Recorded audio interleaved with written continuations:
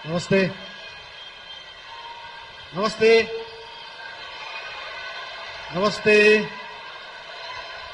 नबोलौँ भन्छु, बोल्ने दिन आइहाल्छ है। यस ऐतिहासिक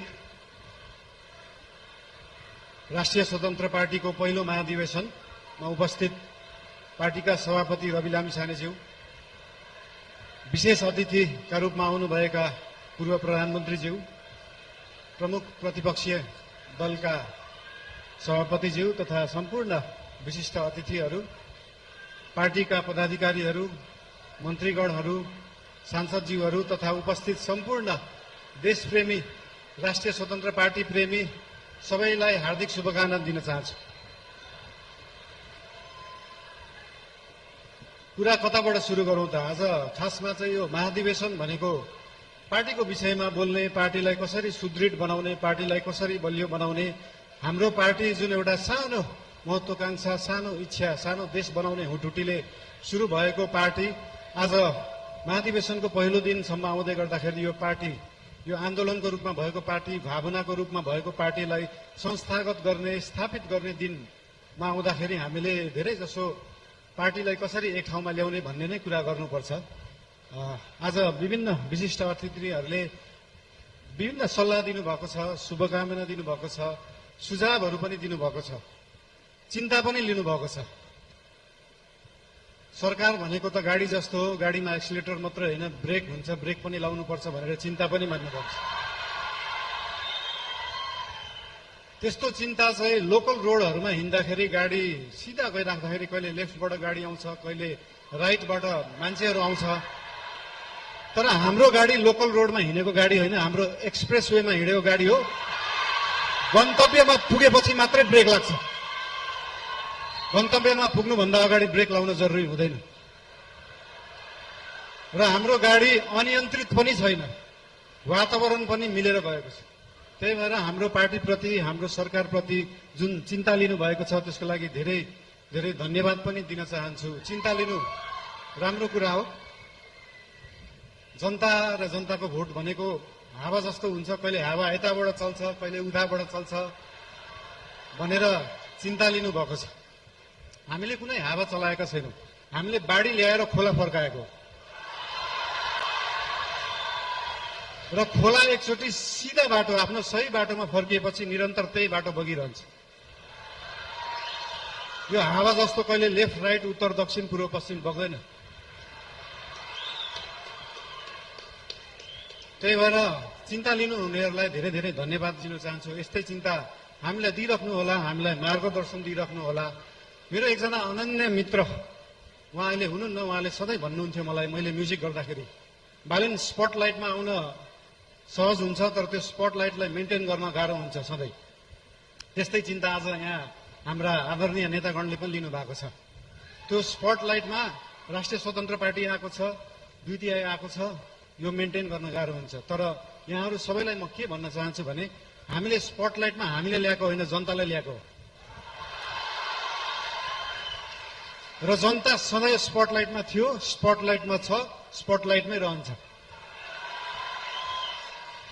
हामीले दिएको प्रकाश नेतालाई दिएको प्रकाश होइन। हाम्रो सूर्य नेताप्रति मात्रै चम्किँदैन, हाम्रो सूर्यले जनतालाई प्रकाशित गर्छ। त्यही भएर यो जनता सधैँ अगाडि नै रहन्छ। र आज पार्टीप्रति आज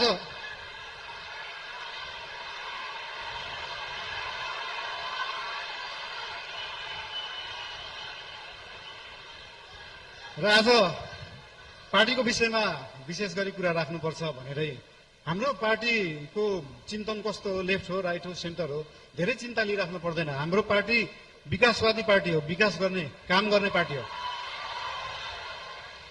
हाम्रो पार्टी अगाडि बढ्ने पार्टी हो। हामी प्रतिशोध साध्ने, पुरानो कुरा लिएर न्यू खोज्दै बस्ने होइन।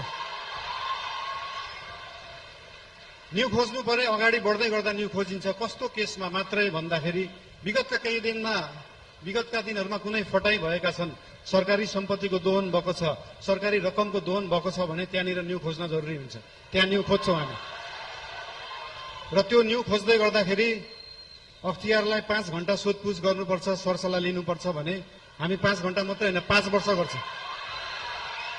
5 वर्षै अख्तियारलाई राखेर सरसल्लाह गरिन्छ। त्यसमा चिन्ता लिइराख्नु पर्दैन। हामीले नियम कानुन मिच्दैनौँ, नियममा बसेरै काम गर्छौँ, नियमभन्दा बाहिर जाँदैनौँ।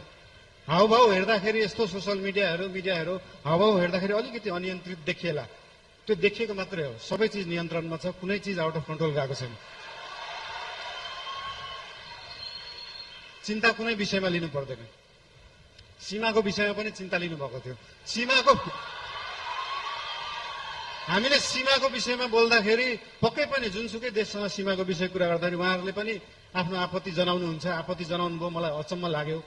ल ठिक छ, तपाईँहरूसँग प्रमाण छ भने ल्याउनुहोस्। हामीसँग त प्रमाण छ, हामीसँग कालापानी लिपुलेखको प्रमाण छ। र त्यो प्रमाण लिनलाई हामीले पहिला ब्रिटिसले राज गर्दाखेरि त्यो प्रमाण ल्याउनुपर्छ भने ल्याउँछौँ भनेका हो। हामीले ब्रिटिसलाई मध्यस्थकर्ता राख्न खोजेका होइनौँ। हामी हाम्रो छिमेकीहरूसँग आफै कुरा गरेर मिलाउँछौँ। हामीसँग प्रमाण छ र हामी ल्याउँछौँ, त्यो कुरा गरिएको हो। यसमा आशंका मान्नु पर्दैन। मेरो राष्ट्रियताप्रति कुनै आशंका मान्नु पर्दैन, कसैले पनि मान्नु पर्दैन। र विशेष गरी पार्टीको कुरा गर्दाखेरि पार्टीको महाधिवेशन चल्दैछ आज, भोलि पर्सि, भोलि चुनाव होला। र पार्टीको महाधिवेशनमा पहिलेदेखि एउटा हाम्रो संस्कार चाहिँ कता कता बिग्रिएको थियो। पहिला गुट बनाउने, उपगुट बनाउने। एउटा कुरा तपाईँहरूलाई यहाँ हुनुहुन्छ होला, महाधिवेशन प्रतिनिधिहरू हुनुहुन्छ होला, यहाँ केन्द्रीय सदस्य उठ्छु भनेर बस्नुभएका व्यक्तिहरू हुनुहुन्छ होला, पदाधिकारी उठ्छु भनेर बस्नुभएका व्यक्तिहरू हुनुहुन्छ होला। तपाईँहरूलाई एउटा कुरा स्पष्ट के भन्न चाहन्छु भने, एउटा राम्रो नेता बन्नलाई, एउटा राम्रो राजनीतिज्ञ बन्नलाई जनताको आस्था, जनताको माया जित्नुपर्छ, कुनै समूहको मायालाई हुँदैन। त्यही भएर समूह बनाउने पछाडि नलाग्नु होला। त्यस्तो बिउ अहिले नै नरोप्नु कि त्यो बिउ भोलि रुख बनेर बीचबाट फाड्नु परोस्। त्यही भएर यस्तो बिउ रोप्ने काम, यस्तो रुख फलाउने कामहरू हामी चाहिँ नगरौँ। हामीले पुरानाहरूबाट यो सिक्नुपर्छ।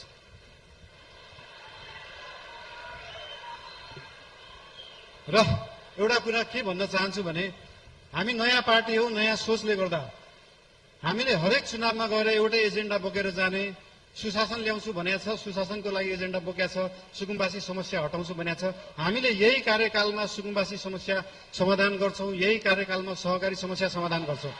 अर्को चुनावमा फेरि यही एजेन्डा बोकेर जाँदैनौँ। अर्को चुनावमा नयाँ एजेन्डा बोकेर जाने हो। र भोलि पर्सि हुने चुनाव भयो अथवा केही भयो, चुनावमा कसैलाई सिसिएम बन्न मन लाग्छ, कसैलाई पदाधिकारी बन्नु भयो, ठिकै छ। बन्नु भएन भने पनि चिन्ता किन लिनु पर्दैन भन्दाखेरि हाम्रो गठबन्धनको सरकार होइन, हाम्रो एकल पार्टी सरकार हो। र एकल पार्टीको सरकार हुँदा के बुझ्नुपर्छ भन्दा, हरेक मन्त्री प्रधानमन्त्री हो, हरेक सांसद प्रधानमन्त्री हो, हरेक पदाधिकारी प्रधानमन्त्री हो, हरेक सिसिएम प्रधानमन्त्री हो, हरेक कार्यकर्ता प्रधानमन्त्री हो, हरेक आस्था राख्ने मान्छे प्रधानमन्त्री हो। भोलि तपाईँले सिसिएम जित्नु भएन, म सिसिएम भएको भए यो गर्थेँ भन्ने छ भने आउनुहोस्, भन्नुहोस्, पार्टीलाई भन्नुहोस्। भोलि तपाईँ सांसद हुन सक्नु भएको छैन, म सांसद भएको भए यो काम गर्थेँ भनेर लिएर आउनुहोस्। तपाईँलाई जे गर्न मन लाग्छ यो पार्टीले गर्छ, यो सरकारले गर्छ। र हाम्रो पार्टीका पदाधिकारीहरूलाई, सरकार र पदाधिकारीहरू, सिसिएमहरू विभिन्न जिल्लाबाट आउनु भएको छ। उहाँहरूसँग कनेक्ट भएर उहाँहरू र सरकार एउटै हो भन्ने उहाँहरूलाई चाहिँ अनुभूति गराउन अझै पनि उहाँहरूलाई अनुरोध गर्न चाहन्छु। अझै बोलौँ, के गरौँ? ठिकै छ, अब नबोलौँ भन्दा बोल्ने दिन आइहाल्छ भने जस्तै। ठिकै छ, अब अर्को यो पछाडिको मन्तव्य हाम्रो सभापतिज्यूको रहेको नै छ। र एउटा कुरा फेरि अन्तिममा के भन्न चाहन्छु तपाईँहरूलाई भन्दाखेरि, पार्टी चाहिँ एकै ठाउँमा राख्ने कुरा हो, पार्टीलाई एक बनाउनुपर्छ। आज भोलि पर्सि चाहिँ हामी पार्टीको बारेमा सोचौँ र त्यो पछाडि 5 वर्ष देशको बारेमा सोचौँ। धेरै धेरै धन्यवाद।